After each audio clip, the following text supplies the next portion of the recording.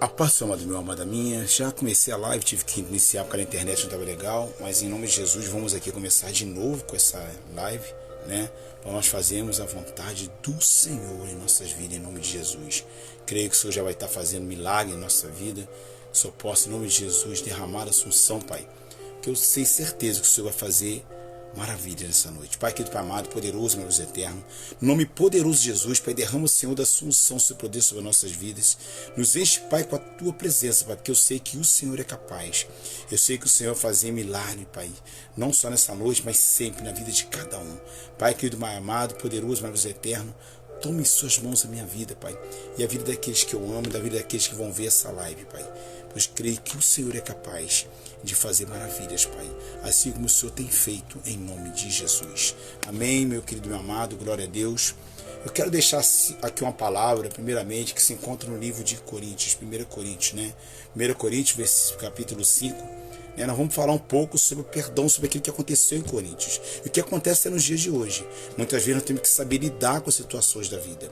E quem somos nós, né, para saber lidar? Muitas vezes achamos que sabemos e não sabemos nada. E Paulo também não era diferente, apesar de ser um homem de Deus, né? E aqui eu vou começar no versículo 1 do capítulo, que eu quero aproveitar o capítulo quase todo. Depois nós vamos passear sobre a Bíblia para poder então entrarmos nessa presença do Senhor, em nome de Jesus, na sua vida. Toma em suas mãos essa palavra, guarda no seu coração e enche o seu coração com a presença do Senhor cada dia mais e mais, que eu creio que Ele pode fazer maravilhas na minha e na sua vida. Né? Como eu estava dizendo aqui, quem somos nós para sabermos viver? Nós vivemos errado o tempo todo e achamos que estamos certos. E muitas vezes estamos certos e estamos errados. E só o Senhor pode nos dar uma luz no momento que nós passamos. Aqui ele começa aqui no versículo: geralmente houve entre vós fornicação, e fornicação que tal ainda entre os gentios, nem no meio, não se nomeie como houve quem pudesse possuir a esposa de seu pai. Esta, ensoberbecidos, e nem menos vós entristeceste por não ter sido dentre vós tirado quem cometeu tal ação. Então aqui no livro de Coríntios você vai ver que ele fala sobre fornicação, de tal maneira que o camarada pegou a esposa do próprio pai, né? De tal maneira que ainda nem entre os gentios acontecia isso, que havia respeito naquela maneira, né? E se nomeia como se haver quem possa possuir a mulher do seu pai, né? Estar ensoberbecidos, e nem ao menos vos entristeceis por não ter sido dentre vós tirado quem cometeu essa ação. Então ali Paulo está falando sobre tirar essa pessoa que fez isso do meio da igreja, né? Na verdade ele fala sobre excluir essa pessoa da igreja. Meu querido, meu amado, a igreja é um lugar público, onde todos podem ir e podem congregar, né? Mas essa pessoa fazia parte do corpo da igreja, fazia parte do meio da igreja. E ele fala: e na verdade, ainda que ausente de corpo, mas presente no espírito, já determinei como se estivesse presente que o tal ato praticou em nome do Senhor Jesus junto a vós, e o meu espírito, pelo poder do nosso Senhor Jesus Cristo, seja o tal entregue a Satanás para a destruição da carne, para que o espírito seja salvo no dia do Senhor. Meu querido, meu amado, preste atenção. Paulo acaba de entregar uma pessoa a Satanás. Paulo, apóstolo Paulo, aquele mesmo Paulo a qual que perseguia a igreja, aquele mesmo Paulo que matava os homens da igreja e agora estava convertido, aquele mesmo Paulo que caiu aos pés de Cristo na estrada de Damasco e diz: Paulo, Paulo, Saulo, Saulo, por que me persegue? E diz: Senhor, no livro de Atos 9, o que queres? Que ele se converte. Meu querido, meu amado, esse é o mesmo Paulo. Uma pessoa que era cheia de erros antes, agora está aqui condenando uma pessoa a Satanás, entregando para poder destruir a carne, para que o espírito venha salvo no dia do Senhor. E aqui: não é boa a vossa lactância? Não sabeis que um pouco de fermento faz ele levar toda a massa? Ele está falando sobre o pecado. Então o mesmo Paulo que pregava o evangelho, o mesmo Paulo que se converteu, estava aqui no versículo 4, em nome do Senhor Jesus Cristo, entregando a um homem a Satanás. Como dizer sobre isso, meu filho? Será que é certo nós expulsarmos aqui da igreja? Será que é certo nós pararmos de orar? Será que é certo nós não colocarmos o perdão à frente?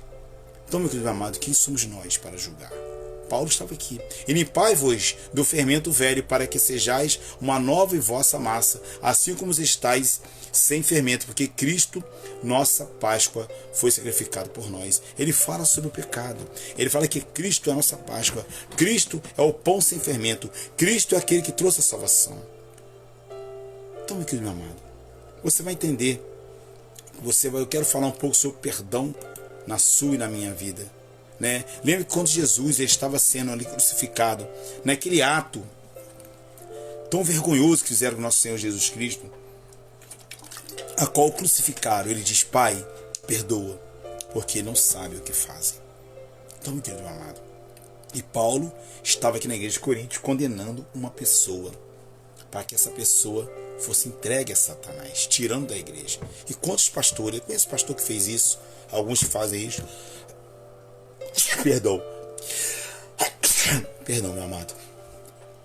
E aqui fala no livro de Provérbios, vamos falar sobre o perdão de Deus, sobre o perdão sobre o ser humano. Fala que o que encobre a sua transgressão busca amizade, mas o que renova a questão separa os maiores amigos. Então aquele que encobre a sua transgressão busca amizade. Meu querido amado, então, será que você realmente vai ter amigos se você realmente não falar que você é pecador? Você não falar, não colocar os seus erros de Deus, assim: meu querido amado, eu sou pecador, eu sou fraco, eu sou falho. Ele fala aqui, e o que renova a questão separa os maiores amigos. Então ele fala que você vai cobrir sua questão. Você tem certeza? Então, meu querido amado, quem somos nós? Muitas vezes nós temos que aguentar tantas coisas calado. Quantas vezes nós temos que ficar quieto? Né? Antes que sejam uns para com os outros, benignos, misericordiosos, perdoando-vos uns aos outros, como também Deus vos perdoou em Cristo. Efésios 4:32. O mesmo Paulo, que agora escreve em Efésios, falando sobre perdão. Como julgar isso? Há um momento em sua vida que você perde a paciência. Nem sempre você vai ter paciência de agir com misericórdia nas situações, que você é um ser humano. O mesmo Paulo que falou que era para entregar um homem a Satanás, agora ele está dizendo aqui em Efésios que é para perdoar uns aos outros. É o mesmo homem, não é outro homem. Quem escreveu o livro de Efésios? Foi Paulo. Então, meu querido amado, perdão às vezes dói nossos corações. Aquele que ama, ele perdoa. E aquele que ama, ele aceita o perdão. Não tem como você estar em Cristo e não perdoar e não aceitar o pedido de perdão do seu irmão. No livro de Mateus 6,14 diz assim: porque se perdoar aos homens as suas ofensas, também o vosso Pai Celestial vos perdoará a vós. Então, naquele momento, Paulo estava passando um momento de situação complicada em sua vida quando ele escreveu essa parte da Bíblia. Mas é bom que esteja registrado para você entender. Entregar uma pessoa a Satanás. Como é entregar uma pessoa a Satanás? É você não orar mais por ela, você não interceder mais por ela, você deixar ela de lado, de tal maneira que você não possa mais agir na vida dela. Meu cachorrinho está aqui. Então ali é a situação. Esse é o mesmo Paulo. O mesmo Paulo que está falando naquela época, ele para entregar o homem a Satanás, estava ali. No livro de Colossenses 3 diz assim: suportando-vos uns aos outros e perdoando-vos uns aos outros, se alguém estiver se queixar contra o outro, assim como Cristo vos perdoou, assim fazei vós também. Meu querido, meu amado, como entender a Bíblia? Será que é certo? Será que é certo você não perdoar, não aceitar perdão? Será que é certo? Nós vamos chegar na passagem aqui mais interessante. Meu querido amado, nós temos que primeiramente não só perdoar, mas se perdoar. Davi fala que quando ele cobria as suas transgressões, no Salmo 22, Salmo 33, enquanto ele cobria as suas transgressões, os seus ossos envelheciam no seu corpo, se apodreciam. Então ele confessou o pecado ao Senhor e ele sentiu-se melhor. É um novo dia. Não só você perdoar, mas quando você pedir perdão a Deus, você tem que se sentir perdoado pelo Senhor. Não podemos ficar lançando nosso anzol no mar do esquecimento. O Senhor fala que dos seus pecados não me lembrarei mais, lançarei no mar do esquecimento. Tem pessoas que pedem perdão a Deus e continuam se condenando, lembrando daquilo. E tem casais que se perdoam, mas toda vez que tem uma briga, joga na cara aquilo que passou. Isso não é perdão, isso é remorso. Quando Judas traiu a Cristo e se vendeu por 33 moedas de pratas, meu querido, meu amado, ele não se arrependeu. Ele simplesmente teve remorsos, porque ele não foi pedir perdão a Deus. Ele não pediu perdão a Cristo. Isso sim, ele não se perdoou e ao mesmo tempo não pediu perdão. Pedir perdão é você tirar um piano das suas costas e botar nas costas do outro. Se ele aceitar o seu perdão, meu querido amado, acabou. Perdoar não quer dizer que você vai, meu querido, esquecer aquilo que aconteceu. Não. Perdoar é quando você se determina que você perdoou, e mesmo que aquilo te machuque, você não vai jogar na cara. Se o meu povo que se chama pelo meu nome se humilhar, orar, buscar a minha face, se converter dos seus maus caminhos, então eu ouvirei dos céus, perdoarei os seus pecados, sararei a sua terra. 2 Crônicas 7,14. Se meu povo que me chama meu nome pedir perdão a Deus, quando você pede perdão a Deus, Ele já te perdoa no primeiro momento. Mas o povo não estava pedindo perdão a Deus em Crônicas. Pedia e pecava, pedia e pecava, pedia e pecava. E assim o ser humano, inconstante.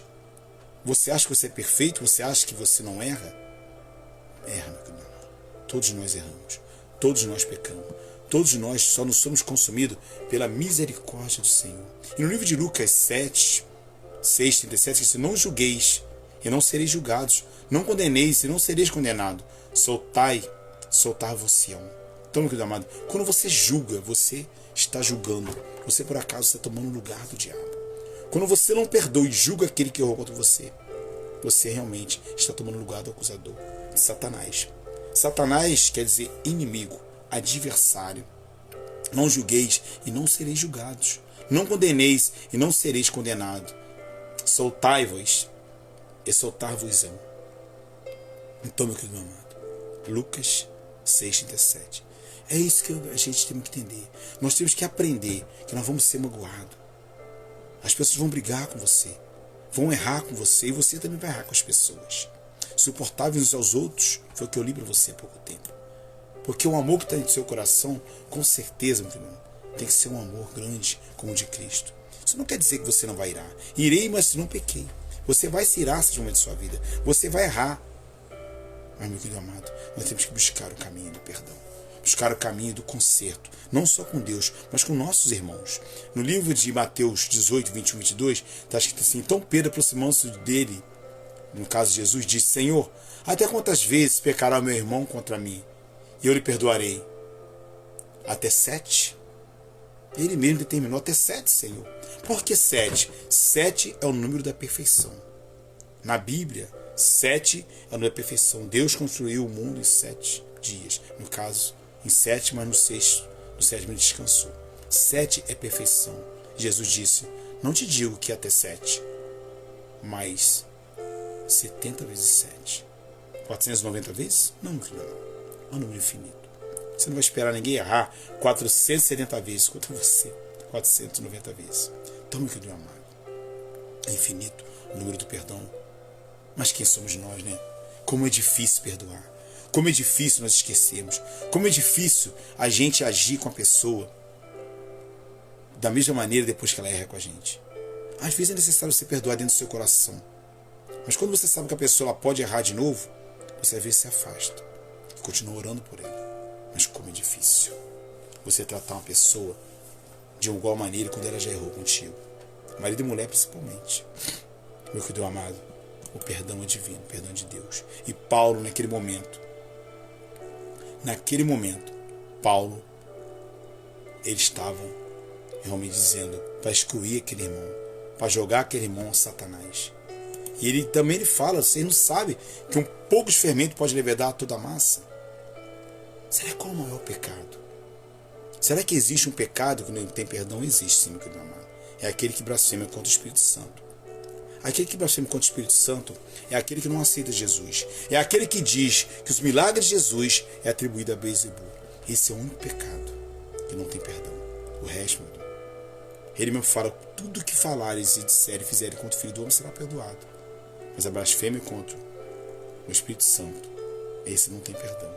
E Paulo lhe fala: eu, na verdade, ainda que ausente de corpo, na presença do Espírito, já determinei que, como se estivesse presente, de tal que o ato praticou em nome do nosso Senhor Jesus Cristo. Ainda bota Jesus no meio. Isso está na Bíblia. 1 Coríntios 5, versículo 4. Juntos, vós e meu Espírito, para que o poder do nosso Senhor Jesus Cristo seja o tal entregue a Satanás, para destruição da carne, para que o Espírito seja salvo no dia do Senhor.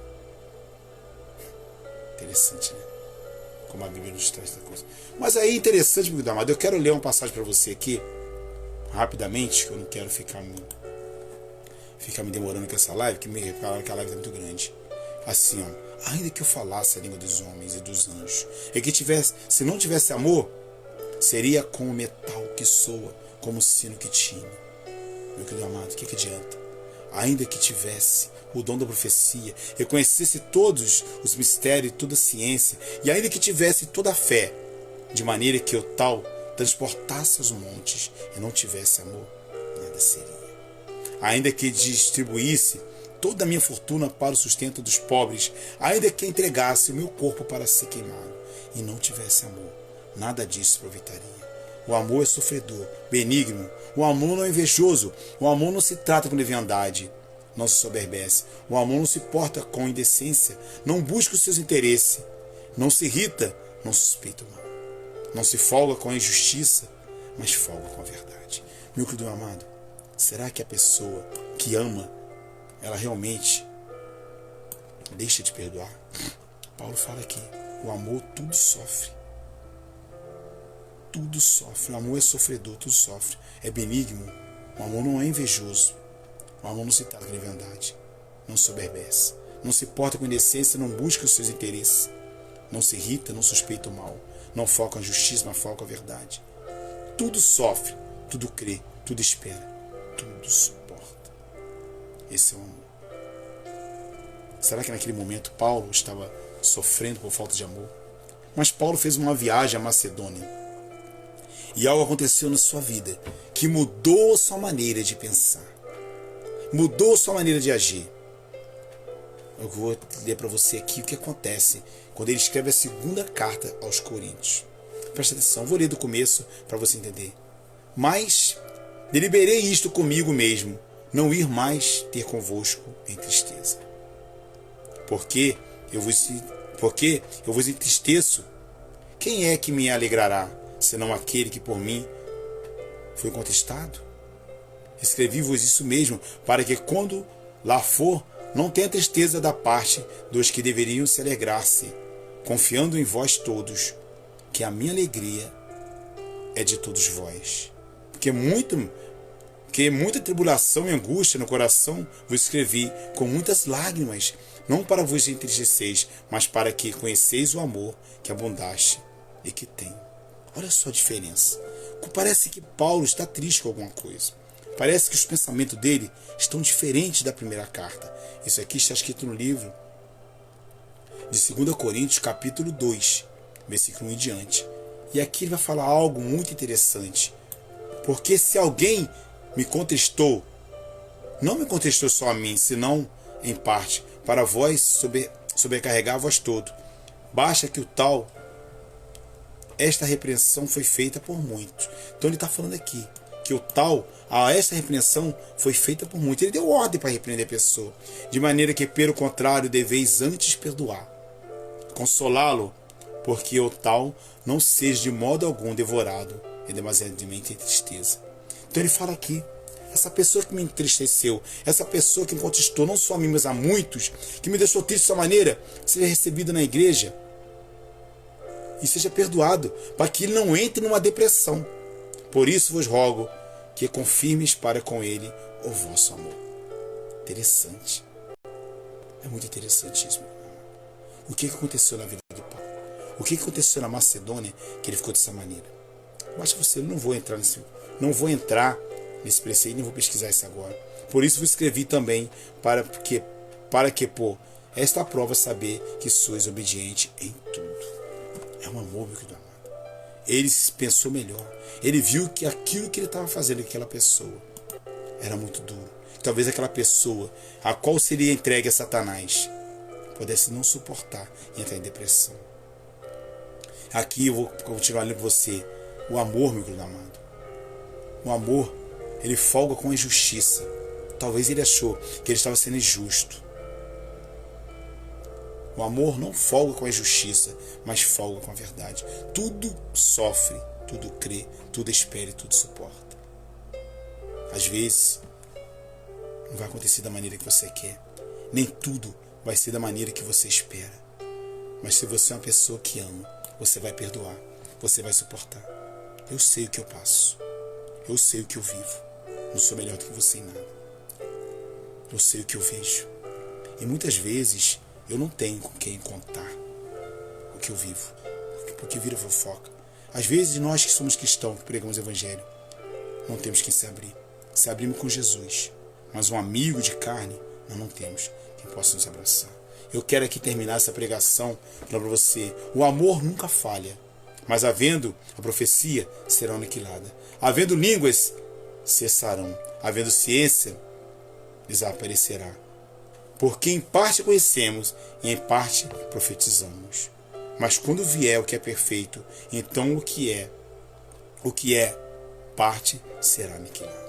Perfeito é Jesus. Quando vier o que é perfeito, é o amor na sua vida. Quando vier Jesus, o que está em parte será aniquilado. Mas quando eu era menino, falava coisa de menino, sentia como menino, discorria como menino, mas logo que cheguei a ser homem, acabei com as coisas de menino. Para com a meninice, para com essas briguinhas, para com essas bobeiradas, para com isso. Deixa o amor tocar no seu coração, porque agora vemos por um espelho enigmas, mas então veremos face a face. Agora conheço em parte, mas então conhecereis como também sou conhecido. Agora, pois, permanecer na fé, a esperança e o amor desses três, o maior deste é o amor. Aleluia, glória a Deus. Pai querido, Pai amado, poderoso, maravilhoso, eterno, em nome poderoso de Jesus, Pai. Tome em suas mãos a minha vida e a vida daqueles que vão ver essa live. Que nós possamos ter amor, Pai. Amor suficiente para perdoar os nossos irmãos e recebemos o perdão deles, em nome de Jesus. Nós aprenderemos a viver, em nome de Jesus. Amém. Meu querido amado, que eu sei que você entrou aí agora, essa pregação chegou ao fim, você possa buscar desde o princípio lá e ver com paciência sobre o perdão e sobre o amor que Deus fala nos nossos corações. Um abraço, um beijo no seu coração, fica na paz.